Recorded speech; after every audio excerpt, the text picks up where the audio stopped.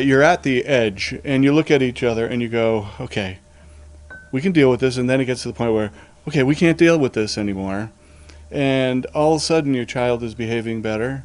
It was like we just looked at each other and went, my gosh, has she really grown up that fast? Yeah. Who is this kid? She was there all the time, but it was suppressed. Wow. And it's funny because we, and you probably do in your walk of life, you run across people that have a child who's autistic. And if they're not getting any help, you really see the difference.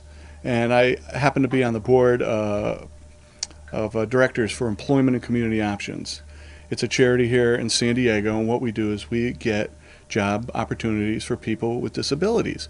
So we see a lot of kids with Downs come through the program, and autistic children with other different ranges there, and they end up having like a structure where, okay, this is what they can do, and that's where they're going to be through life. We were lucky, and anyone could be lucky if you go to Dr. Dennis, and he can actually change you and upgrade their standard of living. I mean, these kids can start, enjoying life a little bit more, and that's what we've seen. So when parents have a challenging situation with a child, it's stressful between the two of them also. Yes. I know that. How has your life as a couple changed since Dr. Dennis came into your life? Well, we can be in the same room now. I'm actually larger. She's feeding you more? Or yeah. No. Yeah. Let you come home for dinner? I feel good. Yeah. Although I look like I'm missing any dinners. We don't get frustrated as much with each other. Before it was, I can't take it anymore, it's your turn. I need to get out of here. I'm leaving. You stay now, and then it would switch off. And it gets to that point where we discussed this a lot, and it was to the point where it's, okay, your turn. You go deal with it. It's stressful, hard work. Mm-hmm. And year after year. I mean, this is from when 2 years of age, to the point where she would have an outburst where you'd have to actually sit on her and hold her down so she wouldn't hurt herself. Or wrap her.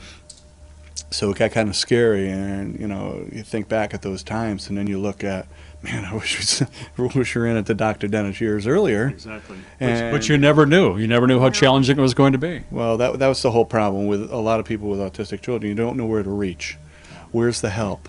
We were lucky with Janice when she was young.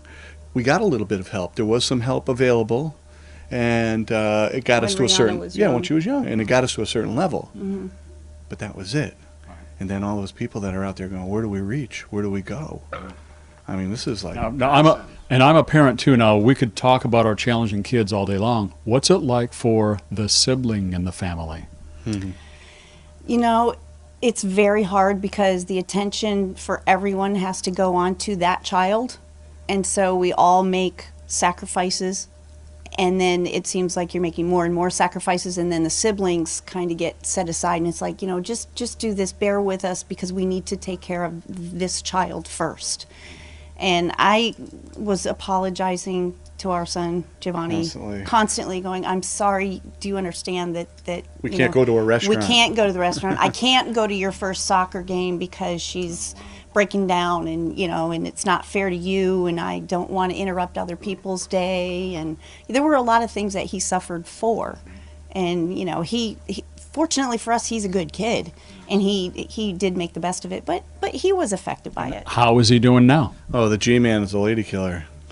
He's out there. He's about 6th grade, and he is so well adjusted. And if anyone could ask for a better kid, I mean, our fear was that, okay, boy, we really haven't, spent as much time as we should have with him. Sure. But he knows that, and he sees it, and he's one of those kids who kind of grew up understanding those things. So now, if there's a bully on the playground, he's the guy who goes and helps that kid who's getting bullied. So I guess he's the one that reaches out. Yeah, so I guess he learned a lesson. I guess he learned a lesson that people need help. How's the interaction between the two of them changed? Oh, it's incredible. They only fight like every hour now. Not before. Instead of every minute. No, I mean, you know what I like? They're like normal kids would be, squabbles. Like exactly, normal, that's what I like. Not that like extreme. No. Yes. Yeah, No, now it's that's a good normal thing. sibling rivalry that comes about every so often. Which we wanted to see. Before it was like, something would happen and they'd have to walk away. you know, and not getting, you know, not It's fighting. manageable. Yes, and no, Yes. it's good to see. I mean, anyone, Normal give and take stuff now. yeah, which is great. It's great, Yes. and they know how to react. And when the fighting is over, they love each other and they're the best of friends. Cool.